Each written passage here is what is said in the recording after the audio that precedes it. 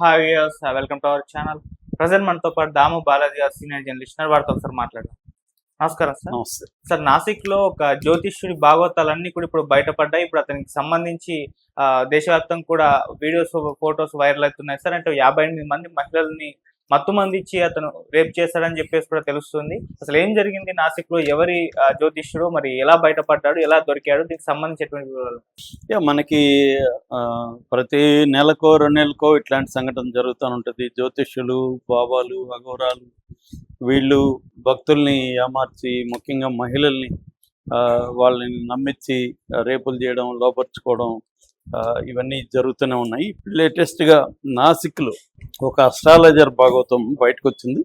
అతని పేరు అశోక్ కరాత్. అతన్ని క్యాప్టెన్ అని పిలుచుకుంటాడు. అతను అందరికి కూడా నేను మర్చెంట్ నేవీలో పనిచేస్తానంటాడు. అట్లాగే స్టైల్గా బట్టలు కూడా సూటు బూట్ వేసుకొని ఉంటాడు. అతను అస్ట్రాలజర్ అని చెప్పుకుంటాడు. సో అందరూ కూడా క్యాప్టెన్ అని పిలవమంటాడు. సో క్యాప్టెన్ అని పిలుస్తారు. ఒక రకంగా క్యాప్టెన్ బాబా అని చెప్పుకోవచ్చు. సో లేదా క్యాప్టెన్ అస్ట్రాలజర్. ఇతను ఉండేది వచ్చి ఇతనిది శ్రీ ఈశానేశ్వర మహాదేవ్ టెంపుల్ ట్రస్ట్ అని ఒక ట్రస్ట్ కూడా పెట్టాడు. దానికి ఇతనే బాసు. సో ఇది సిన్నార్ తాలూకాలో మెరగం అనే ఒక గ్రామంలో ఉంటుంది. సో ఇక్కడికి భక్తులు రెగ్యులర్గా వస్తుంటాడు. ఇతను జ్యోతిష్యం జరగబోయే విషయాలని చెప్తూ ఉంటాడు. అలాగా ఒక మహిళ 2019లో ఇతను అప్రోచ్ అయింది. అప్రోచ్ అయ్యి ఇలాగా నాకు పెళ్లి కరెక్ట్గా కుదరట్లేదు, మీరు హెల్ప్ చేయండి అని చెప్తే ఇతను ఆమెకు ఒక పెండెంట్ ఇచ్చాడు. దాన్ని వేసుకోమన్నాడు.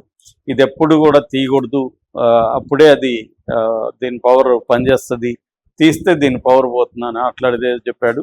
సో కానీ ఈమెకి ఎగ్జామ్స్ ఉన్నది. ఎగ్జామ్స్లో ఇది అలో చేయాలంటే దాన్ని ఆమె తీసి బయట పెట్టేసి ఎగ్జామ్స్కి వెళ్ళి అప్పటికే ఆమెకి పెళ్లి కుదిరింది. కుదిరినాక ఈ పని చేసింది. ఎప్పుడైతే ఇది చేసిందో ఒక వారంలో ఆమె పెళ్లి క్యాన్సిల్ అయిపోయింది. దాంతో ఆమెకి నమ్మకం వచ్చేసింది తన మీద. ఈ పెండెంట్ నేను తీయడం వల్లే పెళ్లి క్యాన్సిల్ అయింది అని ఆమె బలంగా నమ్మి ఆయన్ని మళ్ళీ కలిసింది. యాక్చువల్గా ఏంటంటే 2019లో కలిసింది. మధ్యలో కోవిడ్ వచ్చింది. మళ్ళీ 2022 ప్రాంతంలో మళ్ళీ కలిసినప్పుడు ఈ సంఘటన జరిగింది. దాంతో మళ్ళీ ఆమె వెళ్ళిపోయి, నేను తప్పు చేశాను గురువు గారు, ఇట్లా మీరు చెప్పినట్టు నేను ఫాలో కాలేదు, అందుకే నా పెళ్లి క్యాన్సిల్ అయింది అని చెప్తే, చూసావా నాకు డివైన్ పవర్స్ ఉన్నాయి, నేను చెప్పింది జరిగింది చూసావా అని ఇతను ఇంకా ఆమెను ఇచ్చేసి, పని చేద్దాం, నువ్వు పెళ్ళి మళ్ళీ నీకు కుదురుతుంది, కాకపోతే దీనికి ఒక చిన్న హోమం చేయాలి అని చెప్పి ఆమె దగ్గర ఒక కార్యక్రమం చేయించాడు. ఆ కార్యక్రమంలో ఇతను ఆమెకి ఏదో ఒకటి తాగించాడు, ద్రవం.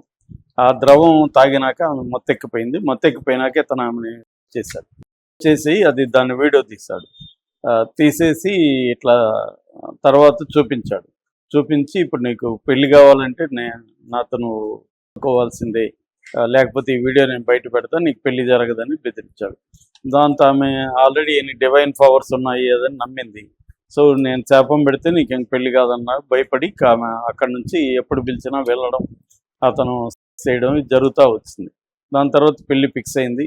పెళ్ళి అయినాక కూడా ఇతను వదలలేదు. ఆమె అడుక్కున్నది, పెళ్ళి అయిపోయింది కదా ఇంకా నన్ను వదిలేసేయండి అంటే, లేదు నీ భర్త చనిపోతాడని బెదిరించడం మొదలు పెడతాడు. ఈమెకి ఆల్రెడీ అతని పవర్స్ మీద ఉన్న నమ్మకంతో తన భర్త చనిపోతాడేమో, తన విధవరాలు అయిపోతుందేమో అని భయపడి కంటిన్యూస్గా చేస్తున్నాడు. సో ఇవన్నీ కూడా అతను వీడియోలు, ఆమెకు తెలియకుండా వీడియోలు తీసి ఎప్పటికప్పుడు ఈమె అతని నుంచి బయటకు వెళ్ళిపోవాలనుకున్నప్పుడంతా ఇవి వీడియోలు చూపించడం, నీ భర్తకు చూపిస్తాను ఇవన్నీ చెప్పడంతో ఆమె భయపడి రావడం మొదలైంది.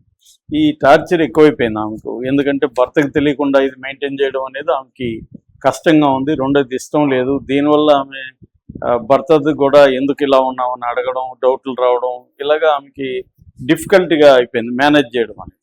దాంతో ఆమె ఇంకా ఏం చేయలేక భర్తకు చెప్పింది, ఇలాగా నేను మోసపోయాను, ఇలాగ చేస్తున్నాడు అన్నప్పుడు భర్త కూడా ఆమెను అర్థం చేసుకున్నాడు. సరే రా, మనం పోలీస్ స్టేషన్కి వెళ్ళి కేసు పెడదాం, ఇలాంటి వాడిని వదిలిపెట్టకూడదు అని చెప్పి తీసుకెళ్ళి పోలీసులకి చెప్పారు.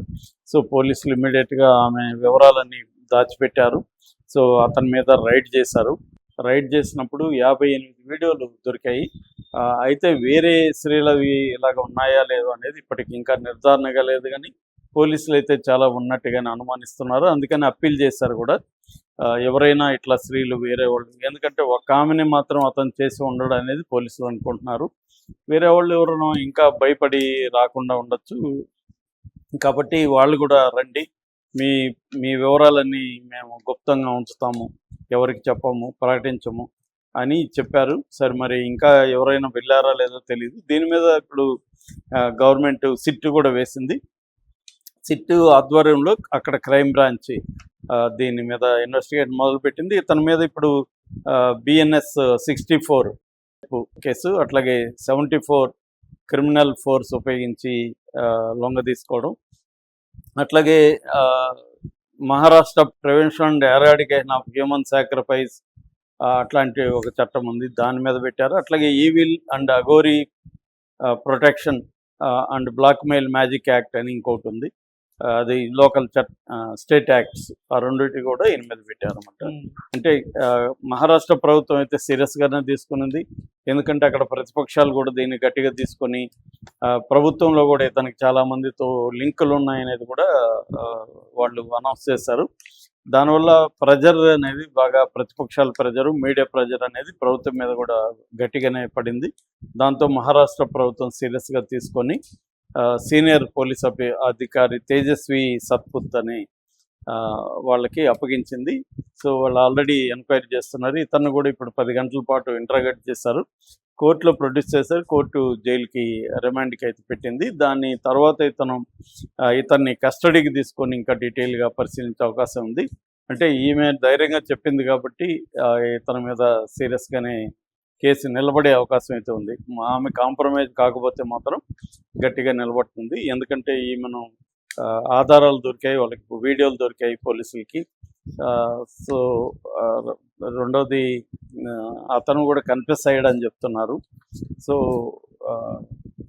ఇప్పుడు అతను నిర్మించుకున్న ఈ ఫేక్ ఏదైతే ఉందో ఈ ఆస్ట్రాలజీ ఇదంతా కూడా కూలిపోయినట్టుగా చెప్పుకోవచ్చు. కాకపోతే ఏంటంటే ఇండియాలో ఉన్న ప్రాబ్లం ఏంటంటే ఇట్లాంటి జరిగినప్పుడు సంచలనంగా మారుతాయి, దాని తర్వాత కన్సిస్టెంట్గా ఉండదు, మళ్ళీ కూడా నమ్ముతుంటారు. చాలామంది బాబాలు ఇలాంటి వచ్చినా కూడా మనకి నిత్యానంద లాంటి వాళ్ళు కైలాస లాంటి ఒక దేశాన్ని పోయి ఇండియా తరిమేసినా కూడా పారిపోయి ఏర్పరచుకోవడం అంటే ప్రపంచవ్యాప్తంగా ఇలాంటి వాళ్ళకి ఉండే డిమాండు, మనుషులకి ఉండే సూపర్ స్టిషన్స్ అనే పని. మనకు కూడా ఇక్కడ వేణుస్వామి లాంటి వాళ్ళు ఎన్ని నెగిటివ్ వచ్చినా ఆయన బిజినెస్ ఎప్పటికీ ఎవర్ గ్రీన్గా జరుగుతూనే ఉంటుంది.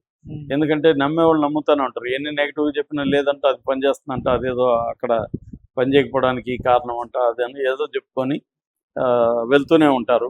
ఎందుకంటే వీళ్ళు సెలబ్రిటీలు చేసుకోవడం అనేది ఇన్ఫ్లుయెన్స్ అవుతారు ప్రజలు. అందుకనే వీళ్ళు సెలబ్రిటీస్ దగ్గర పూజలు చేయడం వల్ల ఏమవుతుందంటే వాళ్ళు చేయించుకున్నారంట, వీళ్ళు చేయించుకున్నారంట అనేది, వాళ్ళే చేయించుకున్నారంటే మనకేముందిలే అన్నట్టుగా వెళ్ళడం అనేది జరుగుతుంది.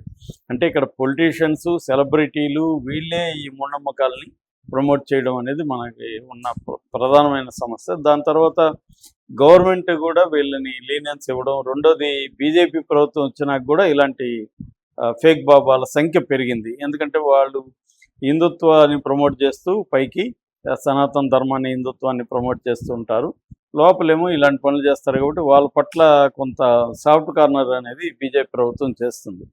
సో స్ట్రిక్ట్గా చేయడం, చర్యలు తీసుకోవడం ఒకటి, రెండవది ప్రజల్లో అవేర్నెస్ క్రియేట్ చేయడం ఒకటి. కానీ ఇక్కడ ఏమవుతుంది, ప్రభుత్వమే మూఢనమ్మకాలను ప్రోత్సహించడం, ప్రభుత్వమే యూనివర్సిటీలో ఆస్ట్రాలజీని ఇవన్నీ ప్రవేశపెట్టడం, భూత వైద్యాన్ని ప్రవేశపెట్టడం ప్రభుత్వమే చేస్తున్నప్పుడు, లౌకిక రాజ్యం అనే కాన్సెప్ట్ని ఎగతాళి చేసే పరిస్థితి వచ్చేసినప్పుడు ఇవి ఖచ్చితంగా జనంలో కూడా మూఢనమ్మకాలు పెరుగుతాయి. రెండోది సోషల్ మీడియా వచ్చినాక భక్తి అనేది ఒక పెద్ద వ్యాపారంగా మారిపోయింది. ఈ వ్యాపారం కోసం మూఢనమ్మకాలని అది పనిగట్టుకొని సోషల్ మీడియా ద్వారా జనాలకి పంపింగ్ చేయడం అనేది కనపడుతుంది. అట్లాగే మనకేంటంటే ఇన్స్టాంట్గా అన్నీ కావాలి, ఇవాళ ఓపిక లేదు, వెయిట్ చేసే ఓపిక లేదు. ఇన్స్టాంట్గా కావాలంటే షార్ట్ కట్లు కావాలి, ప్రతిదానికి షార్ట్ కట్లు కావాలంటే వీళ్ళు షార్ట్ కట్ టిప్స్ ఇస్తూ ఉంటారు. అంటే నువ్వు ఇప్పుడు అప్పులు అయిపోయింది, అప్పులు పోవడానికి సరైన మార్గం ఏంటి, డబ్బులు సంపాదించి అప్పులు తీర్చాలి.